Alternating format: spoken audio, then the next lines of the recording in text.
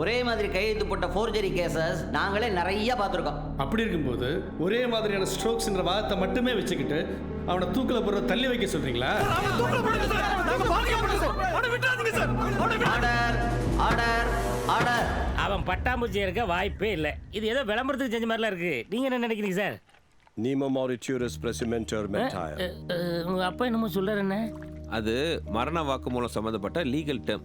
சாகர நேரத்தில் ஒருத்தன் பொய் சொல்ல மாட்டான்னு அர்த்தம். மைலாட், இந்த 2 வருஷத்துல அதாவது சுதாகர் இஸ்மாயில் கேஸ்ல ஜெயிலுக்கு போனதுல இருந்து வெளியே பட்டாம்பூச்சி கொலகாரனுடைய ஆக்டிவிட்டீஸ் சுத்தமா இல்லை. இதை ஸ்ட்ராங் எவிடன்ஸா எடுத்துக்கிட்டு போலீஸ் இந்த கேஸை ரீஇன்வெஸ்டிகேட் பண்ண உத்தரவிடுங்க. ஒருவேளை இன்வெஸ்டிகேஷன்ல இவன் தான் பட்டாபூச்சின்னு ப்ரூவ் ஆயிட்டா அப்ப அந்த இஸ்மாயில் மர்டர் கேஸ் அப்படி ஒரு சிச்சுவேஷன் வந்தா 2 பேரோட மாடஸ் ஆபரண்டி வேற வேறையா இருக்கிறதுனால அதை ரீஇன்வெஸ்டிகேட் பண்ணணும். இது வேறையா?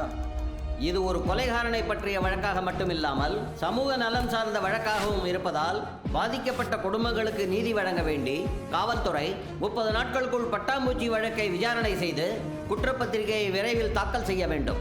அதுவரை சுதாகரின் தூக்கு தண்டனையை இந்த நீதிமன்றம் ஒத்திவைக்கிறது.